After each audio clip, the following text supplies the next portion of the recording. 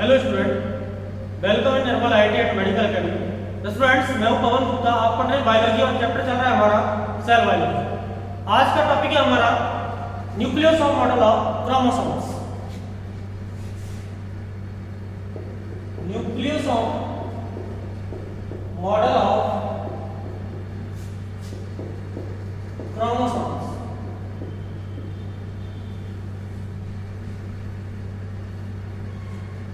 अब देखिए, nucleosome model chromosomes का कॉर्नबर्ग तथा थॉमस ने प्रस्तुत किया था। Nucleosome model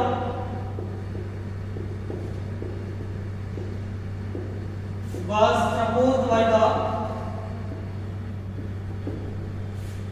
Kornberg and Thomas. Nucleosome नाम term was given by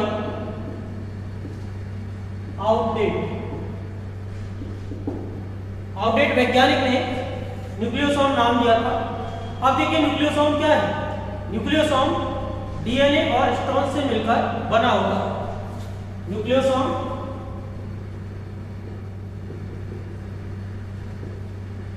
DNA तथा स्टोन से मिलकर बना होता है।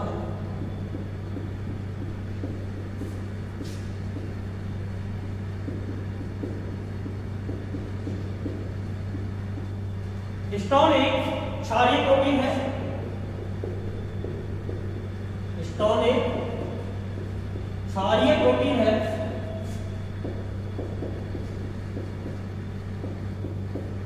क्योंकि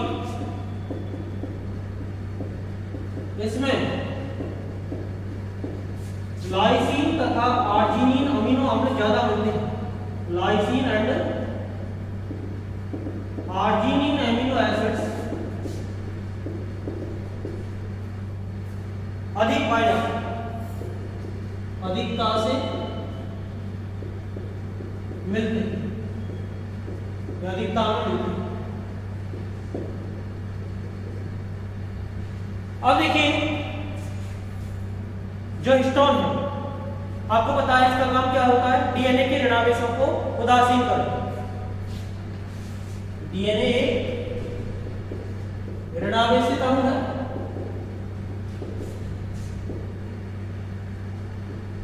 मॉलिक्यूल है और हिस्टोन डीएनए के नेगेटिव चार्ज को न्यूट्रलाइज करता है।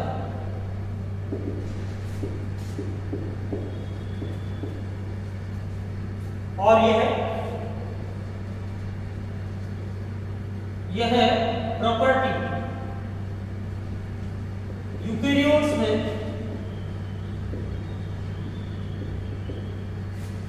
डीएनए की पैकेजिंग में सहायक है।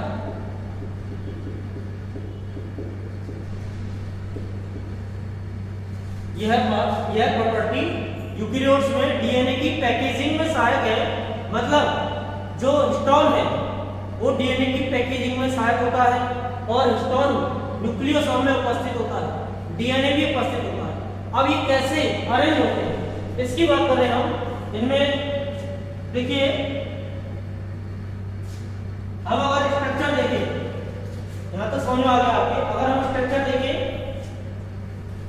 स्ट्रक्चर ऑफ न्यूक्लियोसोम, न्यूक्लियोसोम की संरचना,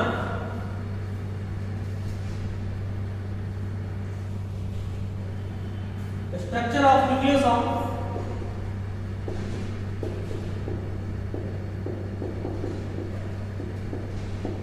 न्यूक्लियोसोम की संरचना अगर देखें तो न्यूक्लियोसोम में क्या होगा? एक तो होता है उसका कोर पार्ट, केंद्रीय भाग, और वो केंद्रीय भाग जो होता है वो हिस्टोन के ऑक्टावर से मिलकर बना होता है, अष्टक से मिलकर बना होता है।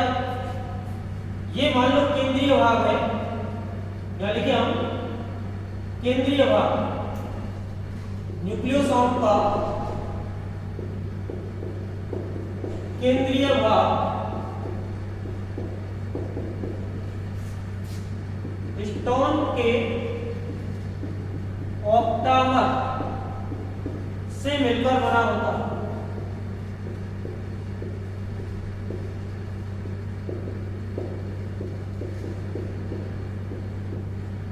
और जो ऑक्टामर है, अष्टक है, उसमें क्या होगा?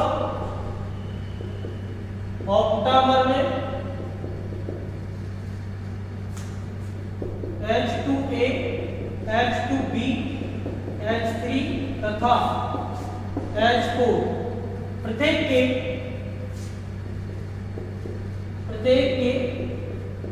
दो दो अणु होते हैं।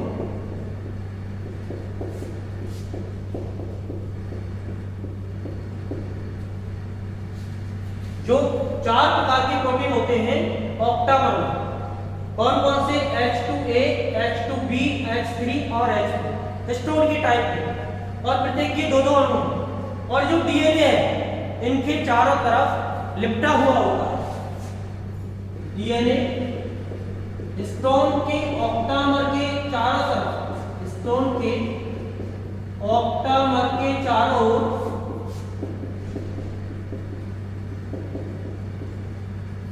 लिपटा हुआ होता है।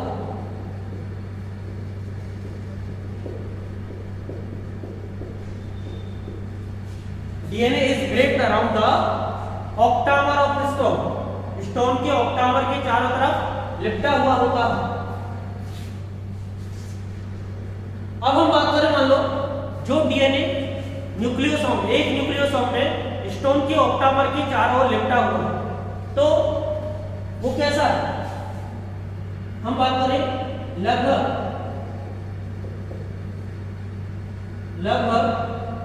1/3/4 या 1.25 कुंडलन, 1.25 कुंडलन वाला डीएनए एक न्यूक्लियोसोम में उपस्थित होगा।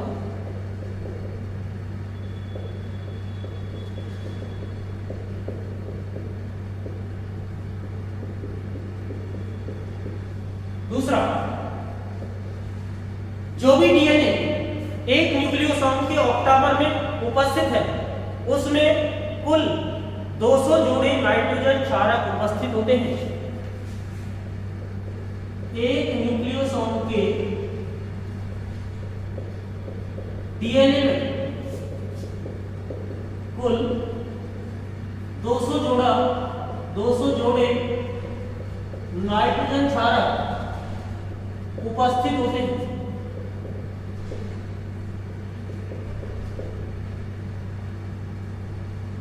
तो ये एक न्यूक्लियोसोम की स्ट्रक्चर हम देखें, मान लो ये हमारे पास न्यूक्लियोसोम है।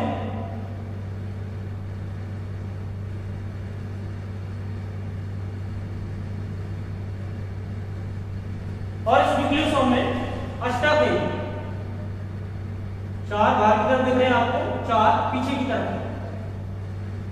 और इस अष्टक में चाहे हम बोले H2A, H2B, H3, H4, ये अष्टक है।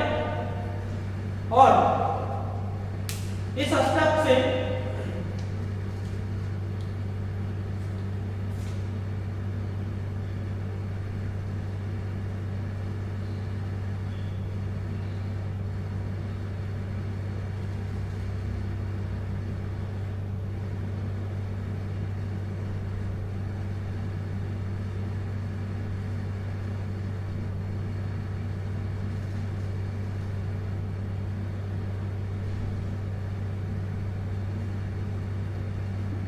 ऐसे ही इसके चारों तरफ लिपटा हुआ है डीएनए। तो ये तो हो गया इसका octamer of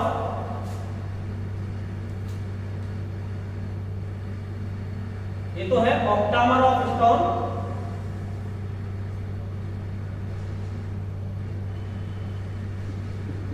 octamer of stone. और ये क्या है? ये है डीएनए। ये है न्यूक्लियोसोम मॉडल।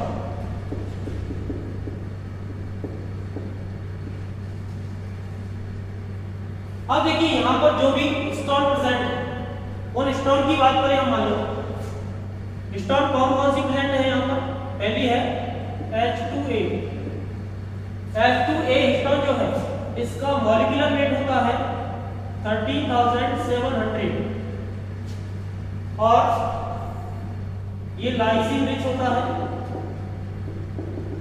और इसके 2 मॉलिक्यूल्स उपस्थित हैं। इसमें कितने मॉलिक्यूल प्रेजेंट हैं? 2 मॉलिक्यूल। दूसरा है H2B। दूसरा है हमारे पास H2B और इसका भी मॉलिक्यूलर वेट 13,700 और ये भी लाइसिन रिच है और इसके भी 2 मॉलिक्यूल्स। थर्ड की बात करें मान लो, थर्ड होगा H3। इसका मॉलिक्यूलर वेट होगा 15,700 और ये है लाइसिन प्लस आर्जिनिन दोनों है इसमें और इसके भी 2 मॉलिक्यूल्स हैं।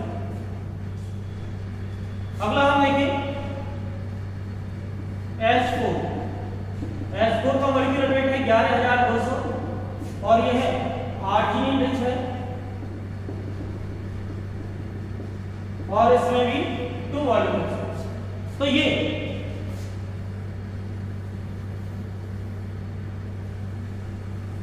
ऑक्टामर ऑफ हिस्टोन की बात हो रही है। ऑक्टामर ऑफ हिस्टोन,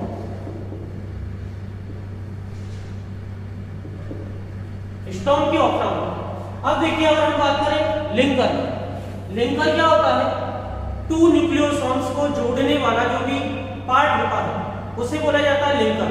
अब लिंकर कैसे होगा? जैसे मान लो ये क्रोमोसोम, एक न्यूक्लियोसोम है और ये न्यूक्लियोसोम,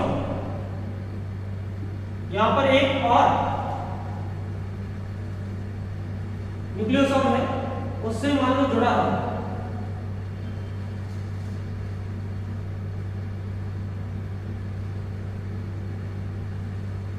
एक और अष्टक है, वही H2A, H2B, H3, H4। तो इस अष्टक से भी है, यहां बीच में मान लो एक स्टोन है और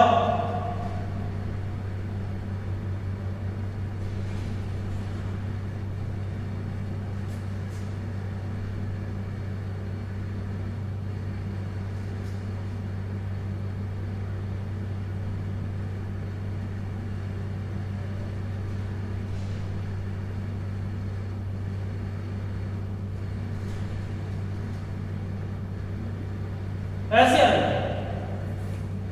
तो ये जो बीच वाला पोर्शन है इसे क्या बोला जाएगा? Linker. It is known as linker. और लिंकर में जो भी होगा क्या होगा? H1 हिस्टोन होगा, H1 हिस्टोन। तो लिंकर में H1 हिस्टोन होता है, हम ये बात ध्यान रखें। लिंकर में लिंकर 2 न्यूक्लियोसोम्स को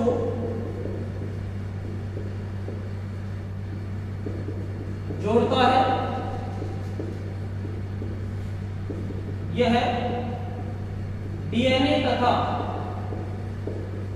H1 हिस्टोन से मिलकर बना होगा।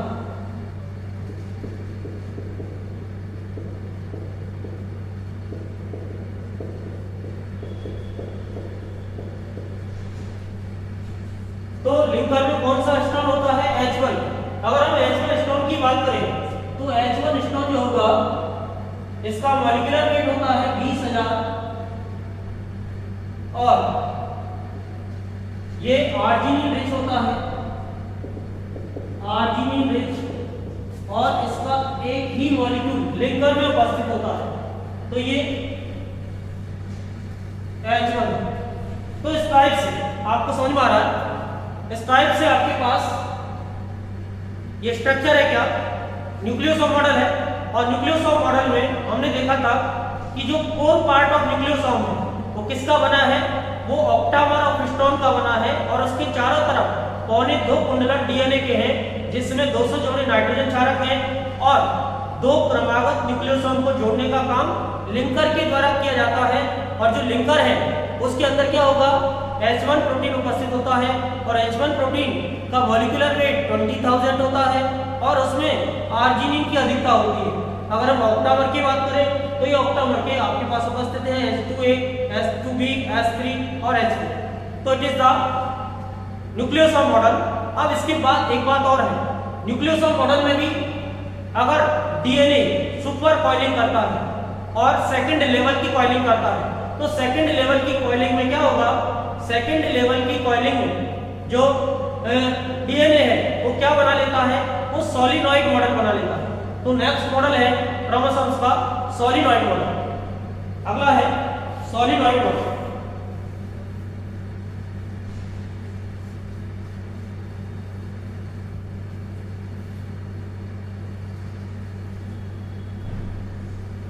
solenoid model of the chromosomes. Solenoid model of chromosomes. Chromosomes का सॉलिनॉइड मॉडल ये फिंच और क्लार्क नामक वैज्ञानिक ने प्रस्तुत किया था। यह है फिंच एंड क्लार्क नामक साइंटिस्ट ने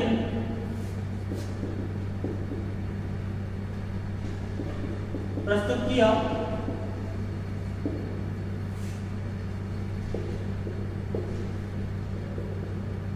सॉलिनॉइड का निर्माण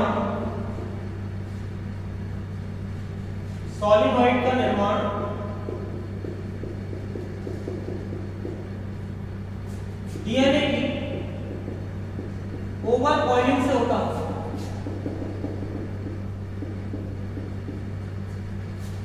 अतिकुंडलन से होता है। सॉलिनॉइड में एक सॉलिनॉइड की बात करें हम, एक सॉलिनॉइड में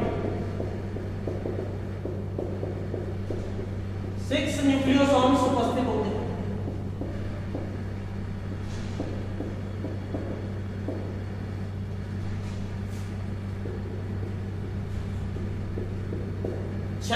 उपस्थित होते हैं और सॉलिनॉइड को बीड्स ऑन स्ट्रिंग्स के नाम से भी जाना जाता है।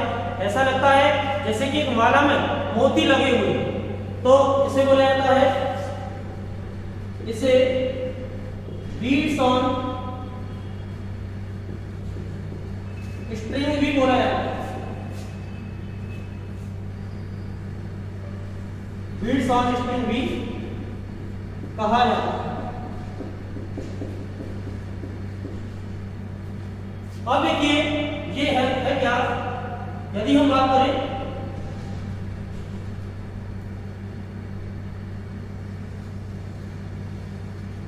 ये माला है और इस माला में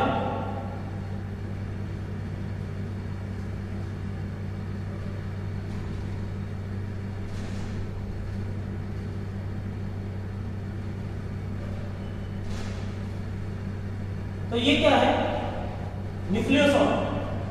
ये तो है न्यूक्लियोसोम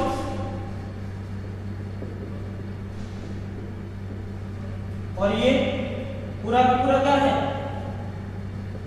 सॉलिनॉइड।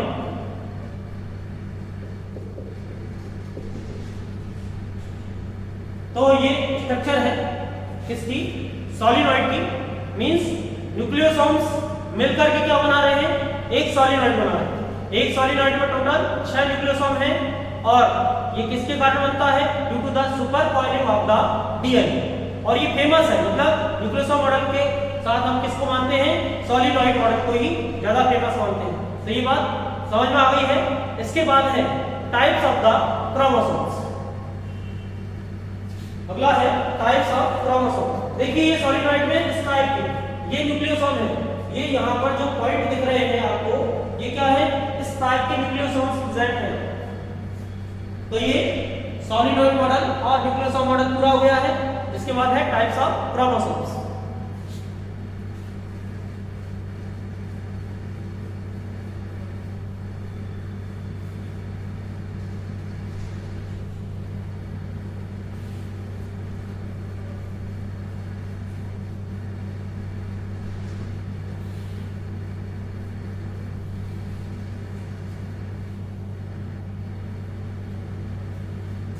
अगर हम टाइप्स ऑफ क्रोमोसोम्स की बात करें तो देखिए यहाँ पर हम 4 प्रकार के क्रोमोसोम्स पढ़ेंगे। नंबर 1 टाइप्स ऑफ क्रोमोसोम्स, गुणसूत्रों के प्रकार। टाइप्स ऑफ क्रोमोसोम्स या गुणसूत्रों के प्रकार। नंबर 1 पहले प्रकार के हैं ऑटोसोम्स, ऑटोसोम्स या पाई गुणसूत्र।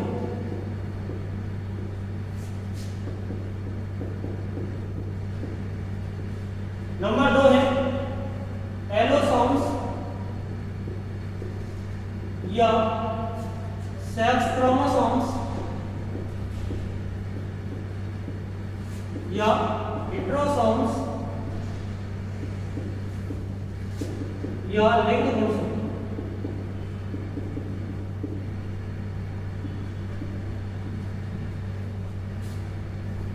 नंबर 3 है स्पेशल टाइप ऑफ क्रोमोसोम।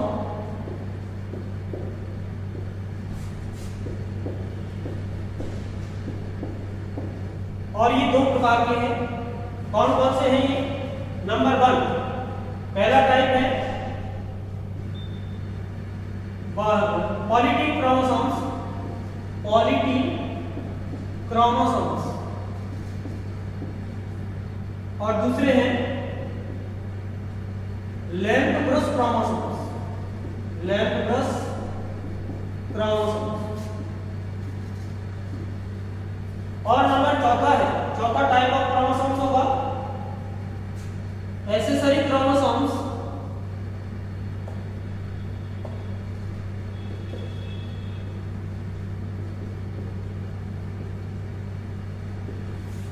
और सुपर न्यूमेररी क्रोमोसोम्स, अधिसंख्यक गुणसूत्र। और बी क्रोमोसोम्स।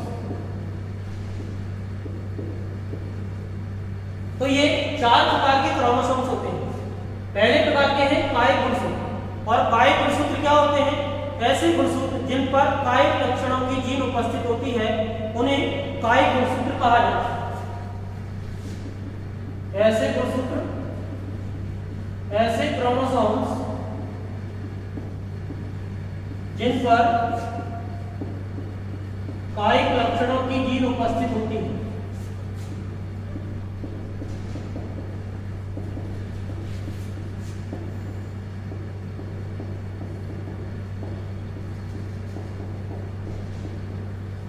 एक एक करके पढ़ रहे हैं हम। पहले हम बात कर रहे हैं किसकी? ऑटोसोम्स।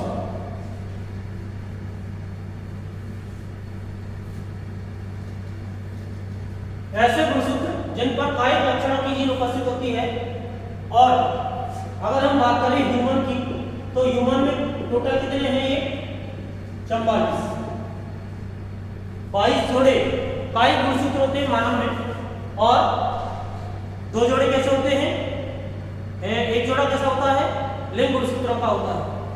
तो अगर हम दूसरे क्रोमोसोम्स की बात करें, एलोसोम्स की, एलोसोम्स या सेक्स क्रोमोसोम्स या हेटेरोसोम्स या लिंग गुणसूत्र।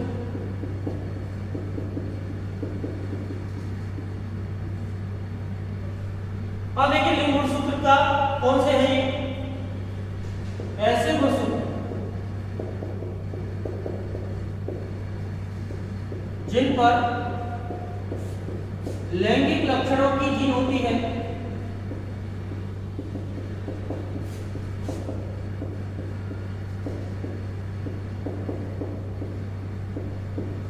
नंबर 2 जो कि लिंग निर्धारण में सहायक होते हैं।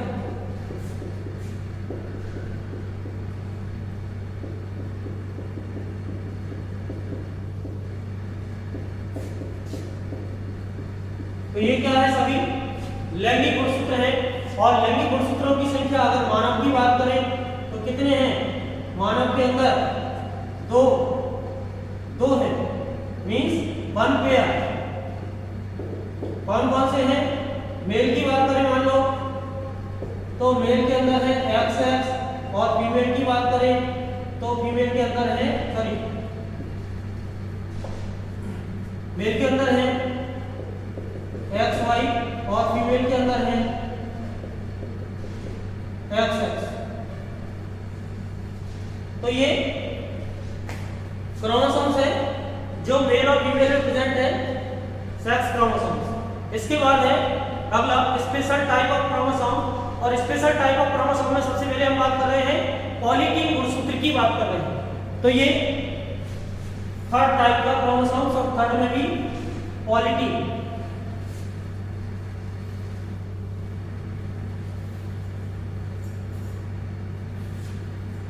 तीसरा है स्पेशल टाइप ऑफ क्रोमोसोम,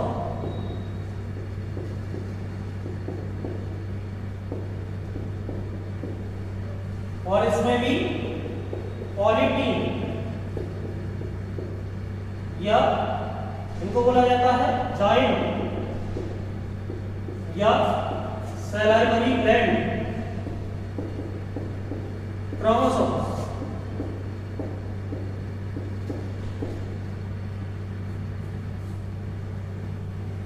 अर्थात ये महागुणसूत्र है, दैत्य गुणसूत्र है, और कहाँ मिलते हैं इनको, कौन ने किसने खोजा था सबसे पहले, तो these were discovered by the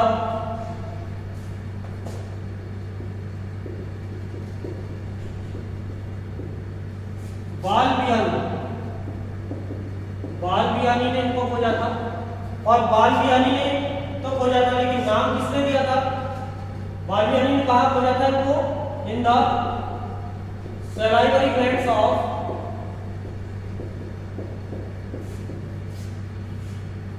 डिप्टेरन्स। Diptera एक क्या है, ऑर्डर है, एक गण है, इंसेक्टा का ऑर्डर है डिप्टेरा, जिसमें दो पंख वाले कीट शामिल होते हैं। तो डिप्टेरा में कौन शामिल होते हैं, टू विंग्स वाले इंसेक्ट्स शामिल होते हैं, और उनकी लाल ग्रंथियों में बालबियानी ने इनको खोजा था सबसे पहले। और कौन कौन से वो बालबियानी ने खोजा था, और इसके एग्जाम्पल क्या है, जैसे कि मॉस्किटो,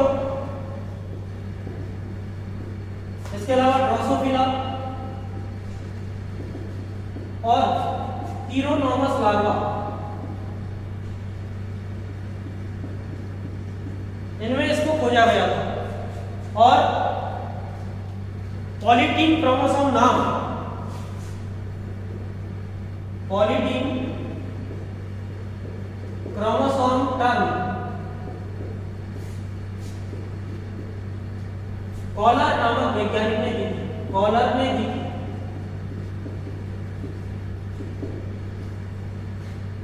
कॉलर ने इसका नाम दिया था।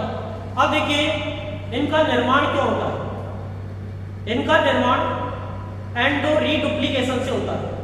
एंडो रीडुप्लीकेशन का मतलब क्या है, केंद्रक के अंदर लगातार डीएनए का डुप्लीकेशन होता जाता है बार बार, इससे डीएनए की मात्रा बढ़ जाती है और गुणसूत्रों के क्रोमोनिमा का साइज बढ़ जाता है, और इसे क्या बोला जाता है, पॉलीटीन जॉइंट क्रोमोसोम। इस घटना को पॉलीटेनी बोला जाता है और इन क्रोमोसोम्स को पॉलीटीन कहा जाता है। इन गुणसूत्रों का निर्माण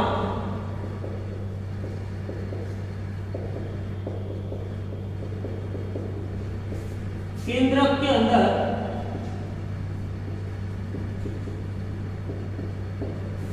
लगातार डीएनए के डुप्लीकेशन या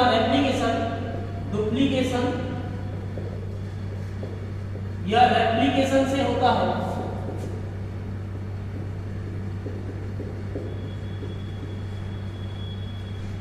इसे एंडो रीडुप्लीकेशन कहा जाता है। एंडो रीडुप्लीकेशन कहा जाता है। इससे डीएनए की मात्रा बढ़ जाती है तथा क्रोमोनिमा का साइज बढ़ जाता है, क्रोमोसोमा का साइज बढ़ जाता है।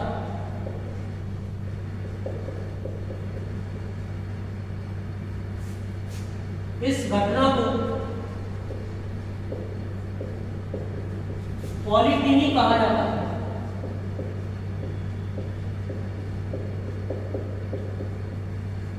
और इन क्रोमोसोम्स को तथा इन क्रोमोसोम्स को पॉलीटीन क्रोमोसोम्स कहा जाता है।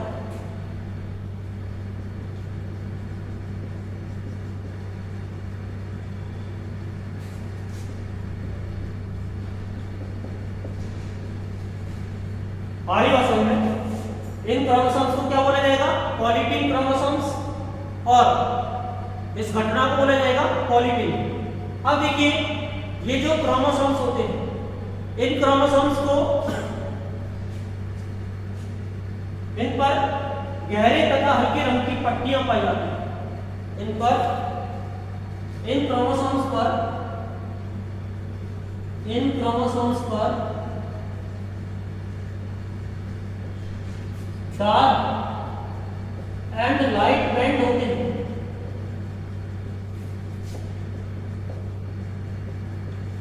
गहरे और हल्के रंग की पट्टियां इन पर पाई जाती है। अब देखिए, अगर हम क्रोमोसोम्स को देखें तो मान लो ये क्रोमोसोम्स है,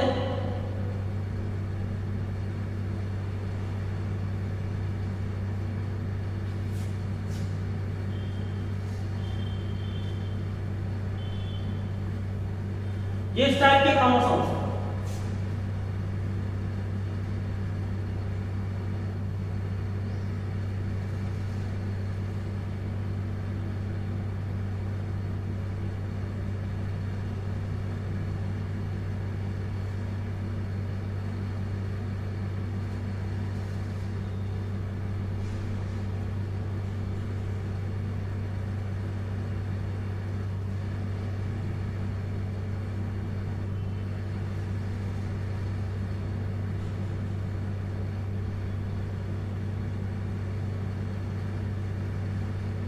अब देखिए, ये क्रोमोसोम्स हैं।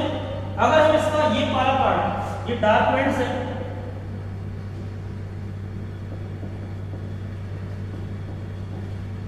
अब इन डार्क बैंड्स को देखें हम तो इस पर लूप्स दिखाई देते हैं।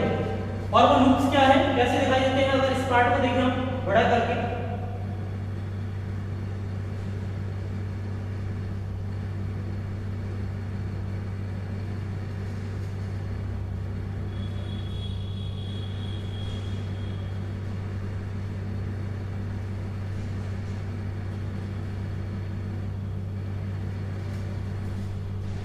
इस टाइप के आपको लूप्स दिखाई देंगे।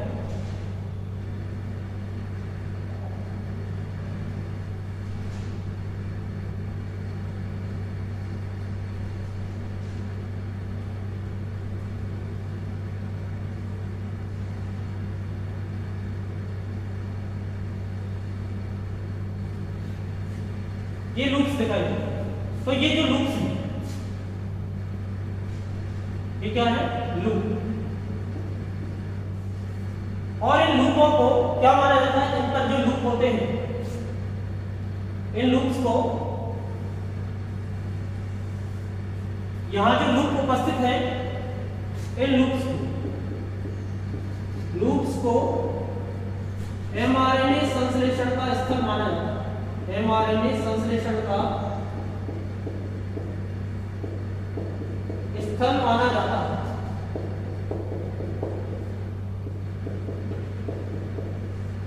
तो ये है पॉलीटीन क्रोमोसोम्स, जो कि कीटों की लाल ग्रंथियों में उपस्थित होते हैं। कौन से की? डिप्टेरन्स की लाल ग्रंथियों में होते हैं। और ये बड़े क्रोमोसोम्स होते हैं, इनमें लूप्स पाए जाते हैं। और लूप्स क्या होते हैं? एमआरएनए संश्लेषण का स्थल माने जाते हैं। तो ये पॉलीटीन क्रोमोसोम्स है। अगला है लैम्ब्रुस क्रोमोसोम्स।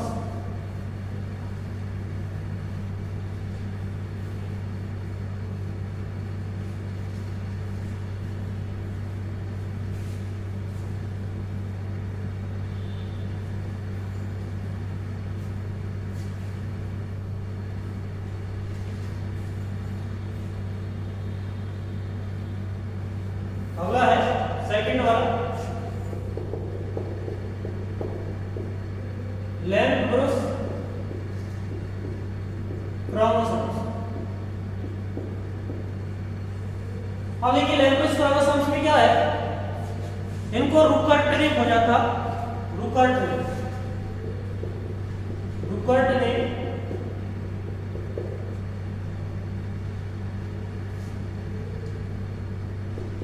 शार्क मछली की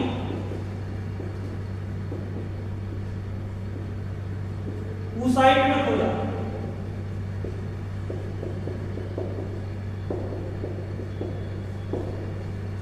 शार्क मछली की ऊसाइट में खोजा था इनको, और इनकी जो शेप है वो लैंप को साफ करने वाली ब्रश के समान होती है, इसलिए इन्हें लैंप ब्रश क्रोमोसोम्स कहा जाता है।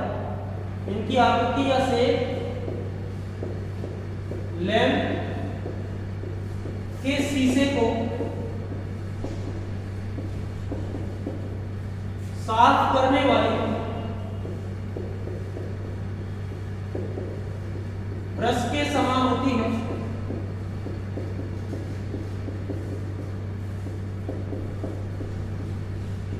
इसलिए इनको क्या बोला गया है, लैंप ब्रश क्रोमोसोम्स। साइज 800 से 1000 माइक्रोन होता है। अब देखिए इनके अलावा ये कहां मिल सकते हैं, ये मिल सकते हैं स्पर्मेटोसाइट्स में। पहली बात तो oocytes ऑफ वर्टिब्रेट्स,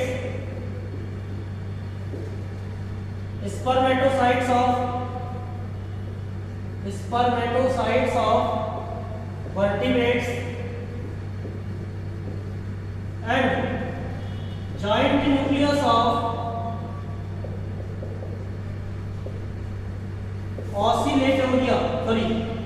एसिटाबुलेरिया, जो कि हमने बताया था यूनिसेलुलर ग्रीन एल्गा है, 10 सेंटीमीटर इसकी लेंथ होती है। तो इसके अंदर ये लैम्ब्रुस क्रोमोसोम्स मिलते हैं। तो ये है लैम्ब्रुस क्रोमोसोम्स। अगर हम देखें इनकी स्ट्रक्चर तो ये ब्रश के समान होते हैं, बस इनमें दोनों साइड ये लूप्स पाए जाते हैं। तो ये इस टाइप के स्ट्रक्चर वाले होते हैं। और जो लूप्स होते हैं इनके लूप्स जो होते हैं लैम्ब्रस क्रोमोसोम्स के लूप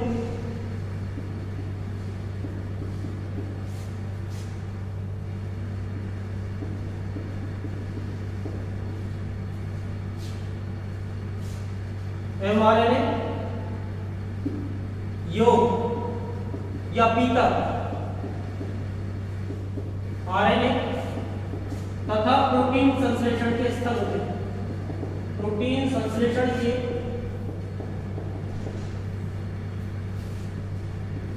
स्थल होते हैं। तो ये है लैम्ब्रस क्रोमोसोम्स। समझ में आ गया होगा आपके। लास्ट है बी क्रोमोसोम्स और सुपरन्यूमेररी और एक्सेसरी क्रोमोसोम्स। चौथे प्रकार के क्रोमोसोम्स हैं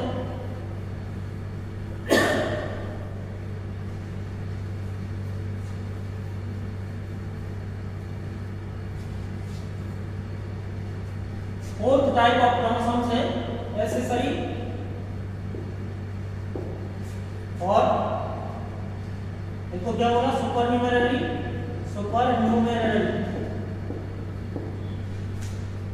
और बी क्रोमोसोम्स।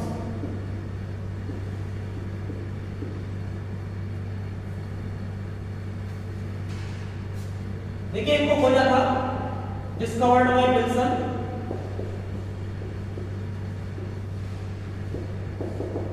इनको विल्सन नामक वैज्ञानिक ने खोजा था। अब देखिए ये क्या होते हैं, ये छोटे गुणसूत्र होते हैं जो सामान्य गुणसूत्रों के अलावा उपस्थित होते हैं। इसलिए इनको क्या बोला जाता है, सहायक या अधिसंख्यक या अतिरिक्त गुणसूत्र हैं। ये स्मॉल साइज के सामान्य गुणसूत्र, स्मॉल साइज के गुणसूत्र हैं जो सामान्य गुणसूत्रों के अलावा उपस्थित होते हैं। सामान्य गुणसूत्रों के अलावा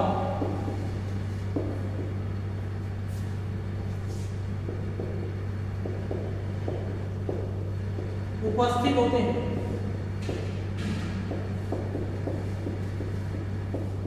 सामान्य गुणसूत्रों के अलावा उपस्थित होने वाले गुणसूत्र। अब ये जो गुणसूत्र हैं इनका निर्माण कैसे होता है? इनका निर्माण सामान्य गुणसूत्रों के विखंडन से होता है। सामान्य गुणसूत्रों के विखंडन से होता है।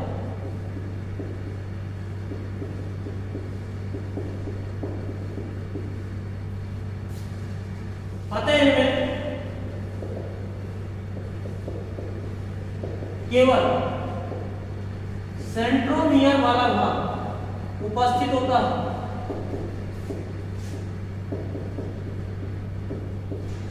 इन गुणसूत्रों में केवल सेंट्रोमियर वाला भाग उपस्थित होता है। इन गुणसूत्रों में केवल सेंट्रोमियर वाला भाग उपस्थित होता है। अब देखिए ये क्रोमोसोम्स मियोसिस के दौरान पेयरिंग नहीं करते, जोड़े नहीं बनाते।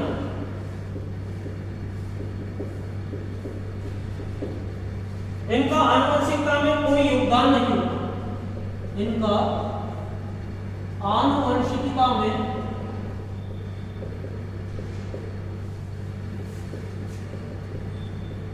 कोई योगदान नहीं होता।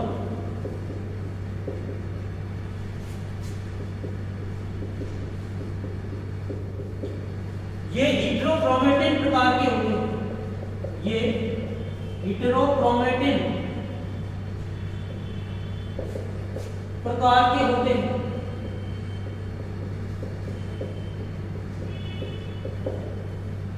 अब देखिए ये कहां मिलते हैं? इनके एग्जाम्पल है मेज, मक्के में मिलेगा। ये एग्जाम्पल है इसका मेज, और इंसेक्ट्स में ऐसा मिलता है। ये इसके एग्जाम्पल। तो ये नेसेसरी या आदि संख्या या सुपर न्यूमररी या सहायक या फिर बी क्रोमोसोम्स के नाम से जाने जाते हैं। ये टाइप्स ऑफ क्रोमोसोम्स कंप्लीट हो गया है। समझ में आ गया होगा आपके। ये चैप्टर यहाँ फिनिश हो गया है। नेक्स्ट चैप्टर नेक्स्ट लेक्चर में पढ़ेंगे। और इससे रिलेटेड कोई डाउट है तो आप मेरे व्हाट्सएप नंबर पर भेज सकते हैं। और इस पर देखिए आप लगातार नोट्स बनाते जाइए। आपके पास पढ़ने का जो रिसोर्सेज है वो है आपकी classroom notes, NCERT book and module. और इसके अलावा भी करना चाहें तो 33 ईयर्स पेपर कर सकते हैं आप नीट के। और एक्स्ट्रा पढ़ने की जरूरत नहीं है, इसको परफेक्टली करें। और जो पहले वाला पोर्शन है उसको रिवाइज करें। जो पढ़ा गया है उसको रिवाइज करें और जो नया है उसको भी पढ़ते रहें। Thank you.